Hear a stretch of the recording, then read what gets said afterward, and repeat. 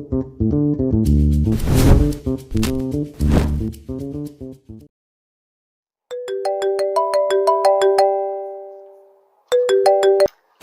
halo. Tes, tes. Masuk nggak ya suara aku? Uci, selamat. Aman terkendali koneksinya? Jangan sampai ada yang terputus di tengah jalan ya, kayak hubungan tanpa komunikasi. Aman, jelas banget dong. Aduh, anak, jangan curhat di sini dong. Selamat pagi, siang, sore, dan malam buat semua pendengar setia. Halo, bersuara dimanapun kalian berada. Yoi, ini Salma juga udah tersambung loh dan sinyalnya full bar, gak kayak kota akhir bulan. Wah, seneng banget nih kita bertiga bisa ngobrol bareng lagi sama kalian semua. Betul banget. Hari ini kita mau ngobrolin topik yang sering banget bikin kita mikir. Bahkan mungkin sering banget bikin salah paham dalam kehidupan sehari-hari, yaitu komunikasi. Pernah gak sih kalian lagi asyik ngobrol sama teman, sama pasangan, atau rekan kerja, terus tiba-tiba mikir, duh, kok kayaknya dia gak nangkep apa yang maksud aku ya? Atau malah kita sendiri yang bingung, ini sebenarnya apa sih maksud lawan bicara kita? Bikin miskom alias miskomunikasi ya Uci. Sering banget kan kita ngomong A, yang ditangkep malah Z, padahal hurufnya aja beda jauh. Atau udah ngomong panjang lebar, pakai analogi sana sini, ternyata lawan bicara cuma responnya oh atau oke. Padahal di kepala kita udah bikin skripsi. Terus gimana dong biar sinyal komunikasi kita selalu full bar dan pesannya bisa tersampaikan dengan jernih? Biar nggak ada lagi drama, salah paham itu indah. Menurut kalian apa sih poin paling krusial? Mungkin kita bisa mulai dari fondasinya. Kalau dari aku ya, fondasi yang pertama itu dengar, bukan sekedar mendengar. Kebanyakan dari kita tuh cuma nunggu giliran ngomong, sibuk nyiapin jawaban di kepala, atau bahkan di kepala udah mikir mau makan apa nanti malam. Iya sih, relate banget. Padahal yang paling penting itu bukan cuma kupingnya, tapi hatinya juga harus ikut ngedengerin. Coba untuk fokus penuh, resapi apa yang orang lain sampaikan. Latihan mendengarkan aktif itu penting banget. Beri ruang bagi mereka untuk berbicara tanpa interupsi. Aku setuju banget sama apa yang dikatakan Salma. Setelah mendengarkan, kita harus pilih kata dengan bijak dan sederhana. Ini nih kadang suka bikin lupa. Tiap kata itu punya bobotnya sendiri, pikirin dampaknya. Pernah nggak sih niatnya mau muji, malah jadi nyinggung. Kayak bilang, wah kamu kurusan ya, dulu gemoy banget soalnya. Langsung auto blokir sih, hindari jargon yang tidak semua orang pahami, dan usahakan menggunakan bahasa yang universal. Jangan sampai niatnya mau bikin orang senang, malah bikin daftar musuh baru. Betul banget. Terus selanjutnya perhatikan bahasa tubuh dan intonasi suara. Ini krusial banget loh. Bahkan pas kita lagi teleponan kayak gini pun, nada suara kita, intonasi, atau kecepatan bicara itu bagian dari bahasa tubuh nonverbal.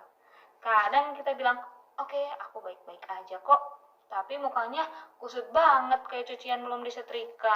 Atau lagi Zoom meeting, bilang fokus, tapi mata udah kemana-mana kayak ngintip notifikasi dari grup arisan. Pastikan ekspresi non-verbal kita sejalan dengan pesan verbal kita. Jangan sampai kayak iklan minuman, rasanya beda tapi bohong. Yang terakhir, gak kalah penting nih, jadilah otentik dan empati. Komunikasi terbaik itu datang dari kejujuran dan kemampuan kita menempatkan diri pada posisi orang lain. Gak perlu pura-pura jadi orang lain atau menyembunyikan perasaan, biar gak jadi drama Korea dadakan. Ketika kita bicara apa adanya, dari hati, dan mencoba memahami sudut pandang lawan bicara, pesannya itu pasti lebih ngena, lebih jujur, dan gampang diterima. Nah itu dia. Tapi sebelum kita pamit, kayaknya seru deh kalau kita buka segmen tanya jawab. Anggap aja ini pendengar yang lagi ngelain kita. Oke, pertanyaan pertama nih. Gimana caranya ngomong ke teman yang suka motong omongan kita terus tanpa bikin dia tersinggung? Waduh, ini sih relate banget. Ini kayak lagi balapan ngomong ya. Menurutku bisa coba pakai teknik jeda strategis. Pas dia mau motong, kita jeda sebentar, terus lanjutin dengan nada yang tenang tapi tegas. Atau pas dia selesai, kita bilang, oke, aku paham. Nah, tadi aku mau bilang ini loh. Atau kalau dia udah parah banget, pas dia motong, kita pura-pura batuk keras. Oh, maaf, kesalah kata-kata sendiri. Lanjutin yuk, siapa tahu dia sadar. Hah, ide bagus tuh. Oke, pertanyaan kedua. Apa yang harus dilakukan kalau kita udah ngomong jelas banget tapi dia tetap enggak paham? Nah, ini dia. Mungkin bukan cuma soal apa yang kita omongin, tapi gimana cara kita ngomonginnya. Coba ganti analogi pakai contoh yang lebih sederhana atau bahkan pakai visual kalau memungkinkan. Atau mungkin dia lagi nggak fokus. Coba tanya balik. Kamu tadi nangkepnya gimana? Biar kita tahu di mana letak miss-nya. Kalau masih nggak paham juga, ya mungkin dia butuh kopi. Nah, mengasah kemampuan komunikasi itu mirip kayak latihan fitness loh. Makin sering dilatih, makin kuat ototnya, makin fleksibel juga kitanya. Nggak bisa instan, mulai dari obrolan ringan sehari-hari, di rumah, di kantor, atau bahkan pas lagi pesan kopi. Setiap interaksi adalah kesempatan buat latihan. Jangan takut untuk membuat kesalahan, justru dari sana kita belajar. Ingat juga, kita semua adalah komunikator dalam hidup ini.